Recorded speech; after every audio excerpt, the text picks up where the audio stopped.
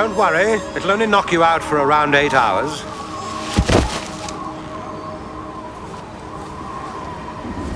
When you recover, drink a lot of water. You may dehydrate. Colonel X.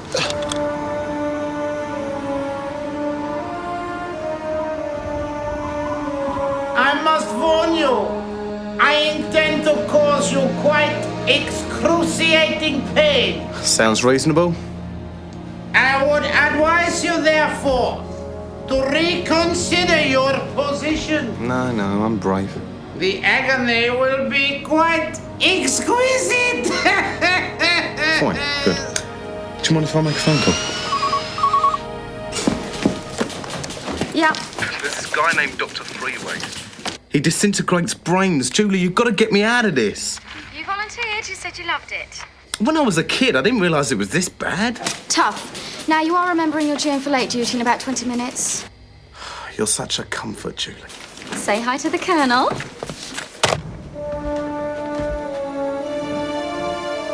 One last moment to reconsider.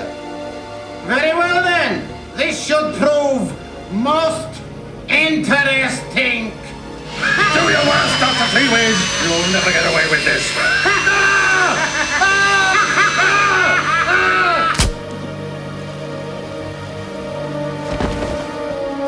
Good evening, Sir Edward. Did I mention I've had my walking cane fitted with a small but effective dart gun? Colonel, thank God that you're here. That computer over there has been programmed to detonate a nuclear device hidden somewhere in England. Just as I suspected. Be careful. It may be booby-trapped. Don't worry. I've had experience in dealing with this kind of technology. Fortunately, I have a hat pin and some string. Good Lord. How could you have known that you'd be deactivating a computer? It's a policy of mine, Sir Edward, always to expect the unexpected.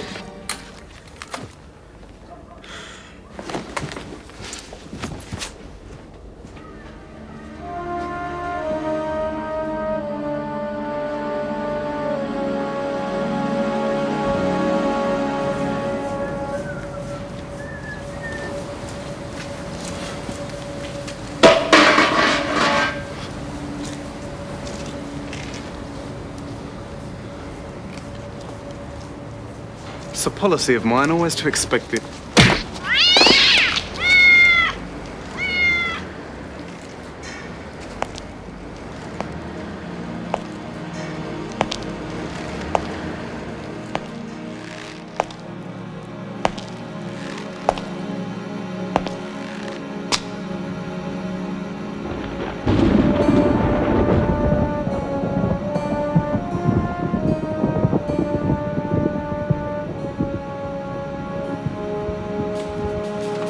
Peter.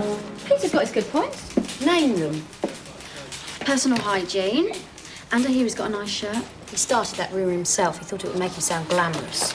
Listen, do you really think it's such a good idea to date a guy on the news team? Don't you think it might just kill the mood a bit, you being his boss? Quite the reverse. He'll know I can dock his pay if I don't have a good time. Hi. Well, here goes. You really think Spike's the jealous type? He's about to be. You just entered a room without a string of gags about how pretty you are. Want to talk about it? Oh, it's a sad story, boss. My ego got so big that it left me. Spike, you know how you said you wanted to start dating other women while you tried to figure out how you feel about me? What I said more accurately, Linda, was that I'd rather date any other woman in the entire universe, regardless of size, shape, age, creed, or species than you. Sure, but if none of those relationships work out, we're an item. Thing is, I've decided I should start seeing other people too, and I think you should know I've got a date. Oh, good. What do you mean, good? I just told you I've got a date. So what do you want from me? A reference? What's his name? Oh, I see. You've got a date, but you just don't know who with. Well, I've narrowed it way down. You know what, Linda? You couldn't get a date if you were paying for it. Of course I could. We've got loads in petty cash. Okay, I'll make you a deal. Not interested. Julie, tell Jeff both his articles are completely lousy and he's on window cleaning duty till he shapes up. You didn't even read them. Look, my windows need cleaning, okay? Linda, you get a proper, legitimate, unpaid date without the use of even minimum force, And I'll cook dinner for you both. What? You know I'm a great cook. A candlelit dinner for two at the venue of your choice. I'm chef and head waiter. And what do you get out of that? Nothing. Because it's never gonna happen. Because no guy would ever want to have dinner with you. You should know this, Linda. Guys don't like you. Of course they do. Why don't they? They do tend to have an image of you as sort of a ruthless, ambitious monomaniac. See? So is it a bet or what? I'll find a man. Just you make sure I've got something to feed him. I'll bring the food, you bring the meat. You're going to regret this, Thompson. This is going to be the meal of a lifetime. Well, in that case, we both better get shopping. What have I got myself into? The usual. And it's about up to your neck. Hello, Junior Gazette. What? Now, keep in mind he's been concussed, and we've still got him heavily sedated, so it's entirely possible he won't know who you are. I see. We wouldn't have come if we'd known he was that bad. Yeah, you guys could have just told him we'd visited. Well, feel free to sit with him for a while, but unless he wakes himself up, please make no attempt to bring him round. Don't worry, we never have. Frazz, when are you listening? He's drugged, concussed, he won't know who you are. Right. I was going to ask him to have dinner with me. Oh, Linda, you've upset him now. Hi, Frazz. What happened? It's probably best if you don't think about it just yet. You were mugged, though. You were found unconscious and kind of roughed up in an alleyway off Hertford Road. We assume you were mugged. Because your wallet was missing. So, where's Spike? Well, he came along, but we lost him somewhere. You know how it is, this place is full of nurses. But do you get it, though? I mean, it's such an ugly uniform. So uncomfortable. So you really don't remember anything, then? No. I just...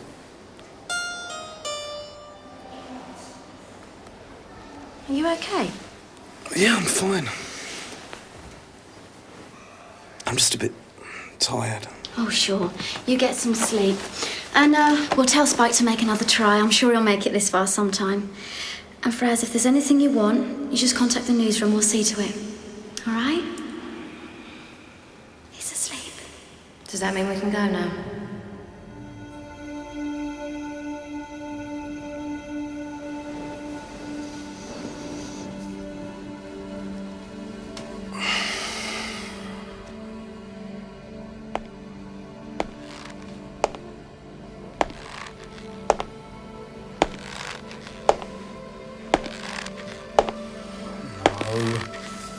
No. No.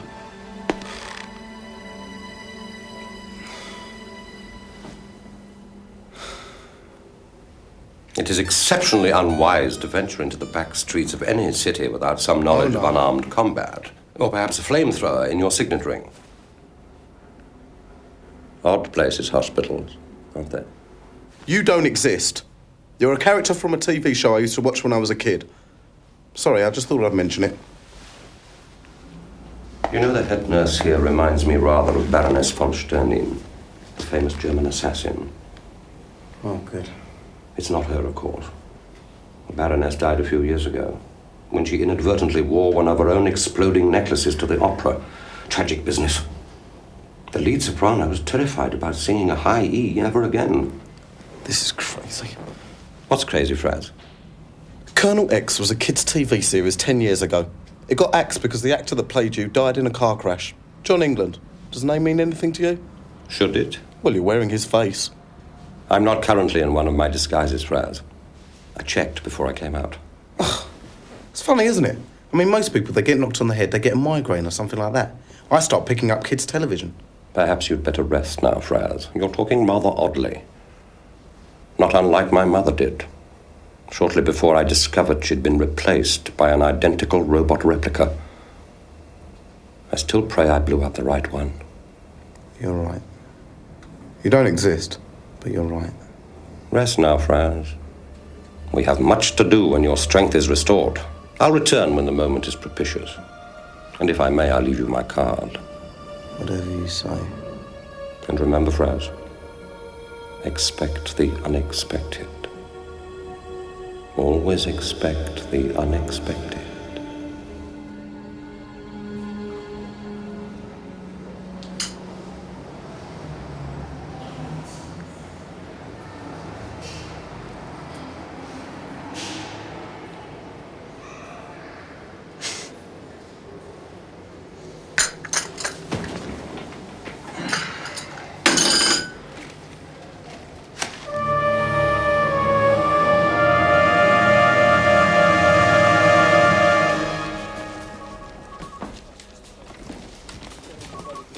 Look, why don't you just tell Spike you give in? Because I'd rather die than let Spike win anything ever. Why? You know what he's like, he's so competitive. Oh, well, I keep telling you there's only one guy left who hasn't turned you down. He's your last shot.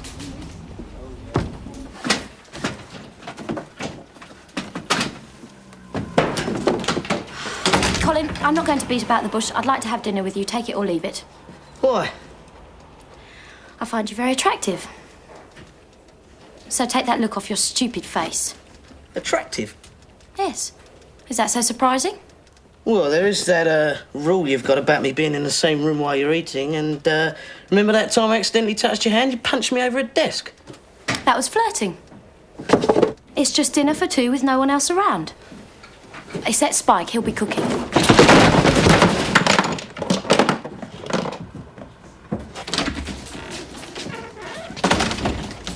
He said yes. Oh, and he may need some medical attention. We got a call from your head office. They want all the locks changed on these doors. Apparently, you got some newspaper reporters sneaking around trying to take a look at your files. Miss Madden, could I ask you to step outside and push the key under the door, please? Certainly. I'll just be a few minutes.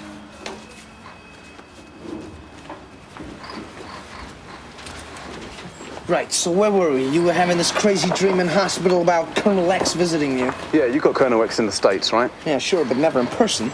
So in the dream, yeah, just before he leaves, Colonel X says he's going to give me one of his calling cards. Oh, I remember those, card with a big black X on them, right? Right. So anyway, in the morning, I found this in the box of chocolates that Julie gave me. What? Turn it over. An official Colonel X calling card. Just to remind you what's waiting when you get back to work. Love, Julie. Well, it must have given you an interesting few moments. You're not kidding. Okay, right, back to work, huh? Excuse me. Mr. Martingale said I could use the photocopier. Of course, it's right there. Thanks.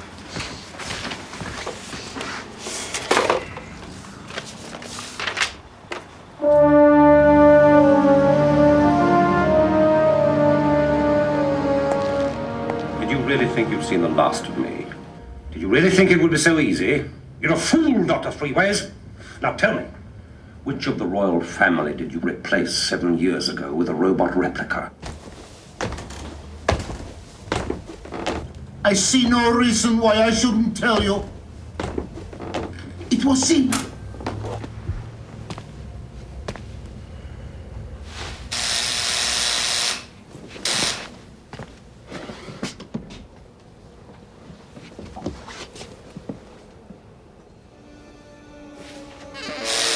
No.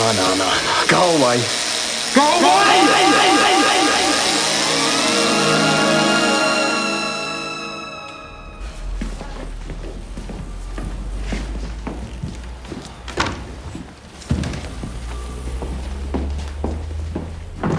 Not heading off then? No, I don't want to go home yet.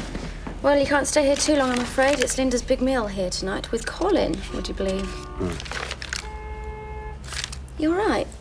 You've been really quiet all day. Yeah, I'm fine. Well, hang in there.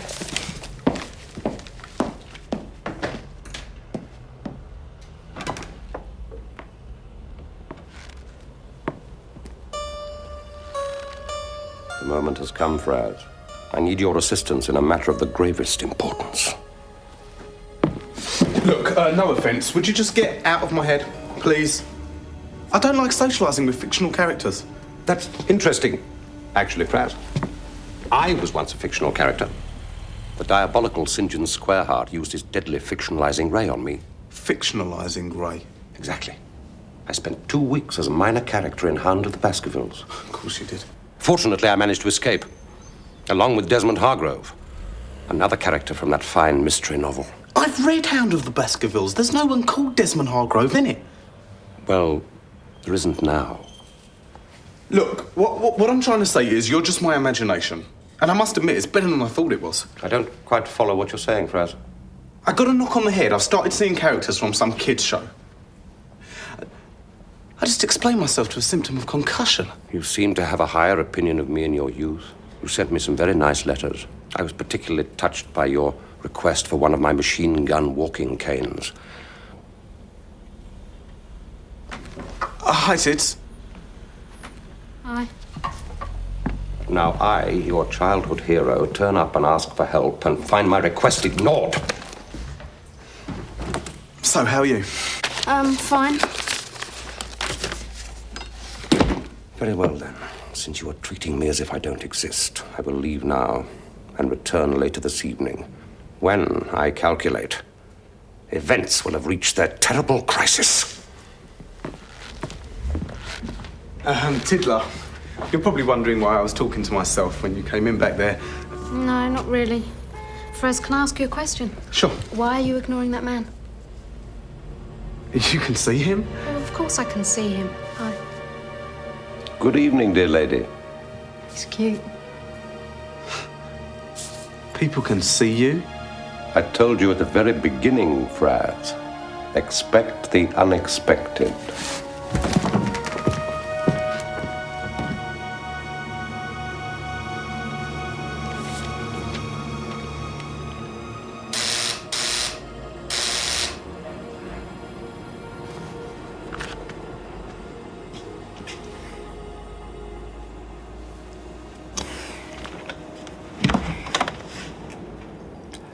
I'm glad you didn't tell me to go away this time, Mr. Davis. Oh, yeah, sorry about that. I thought you were someone else. I'm Dr. Clipstone from the Norbridge Psychiatric Hospital.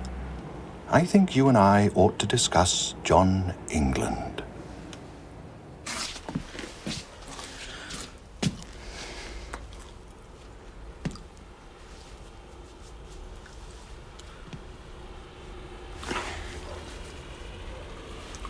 Kind of late, isn't he? Maybe something's happened. He'll be here. If there was a problem, he'd have told me by now. I'll just get that excuse. Phone. I'll just get that phone. Hello, Junior Gazette. Hello, Colin. I see. No, that's fine. I understand. Die soon, Colin. Colin won't be able to make it. He's been unavoidably kidnapped by terrorists.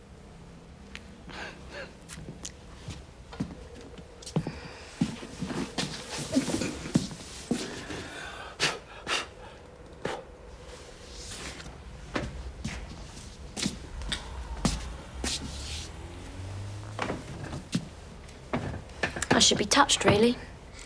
He even went to the trouble of having people shouting in the background in foreign accents. It's amazing how far people will go to avoid spending an evening with me. Pretending to be kidnapped is not that far. He offered to send one of his fingers as proof. You were right, Spike. People don't like me. Hey, come on. Maybe I'm finally learning that being smart and being right isn't a license to treat people like dirt.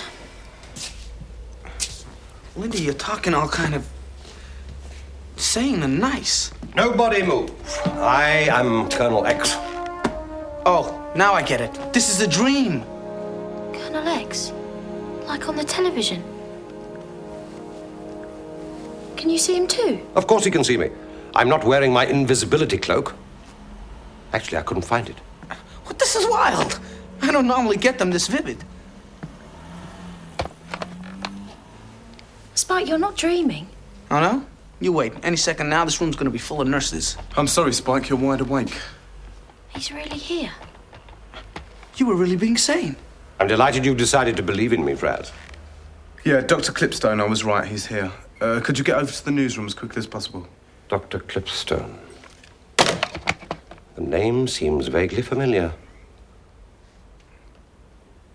I have a problem, Colonel X. I was wondering if I could talk to you about it. Of course. See, there was once a guy named John England. Funny thing, he looked exactly like you. Ah, a robot? No, an actor. It's a bit of a sad story, really. He was killed in a car accident along with his wife.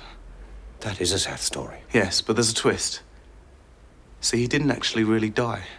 His wife did, but he survived. The press misreported the story and his family decided not to correct the mistake. How strange. Why not? Out of kindness, perhaps? See, John England couldn't quite cope with what had happened. He began to lose it a bit. Ended up in a psychiatric hospital. And now he thinks he's you. I was wondering, Colonel X, if you had any advice. I think I know what you're trying to say to me, Frazz. You do? I fear you were somewhat misguided. Let us imagine this John England.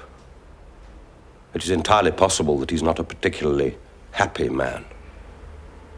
Perhaps he's become hopelessly typecast in one role, and his acting career is effectively over. He may even drink rather too much. Possibly, he even blames himself for the accident that killed his wife. In those circumstances, is it so odd that he decides to become someone else? Are you telling me he's happier walking around thinking that he's Colonel X? Why not? After all,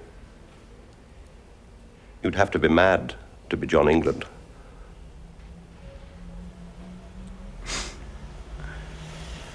You're a very wise man, Colonel X. Well, I've had some experience in the area of mental illness. I've heard that.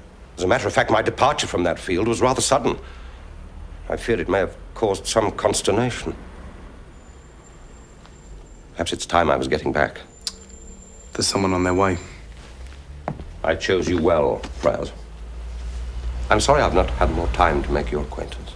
Spike Thompson, we got your show in the States, sir. I loved it. America is a fine young country, Spike, with a great deal of potential. Thank you. Linda Day. Dear lady. You remind me rather of my one true love, Olga Romanov. She was head of a Russian suicide squad, so our relationship was necessarily brief. Colonel X, would you have dinner with me? I would be delighted. Check this out for a date. I take it you've just unlearned where you were going wrong in life. Get cooking, sucker.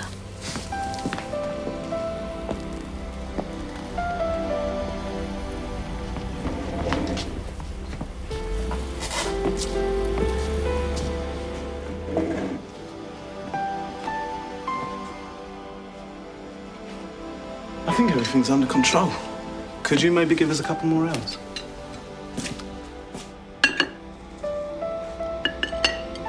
Bon appetit. Thank you.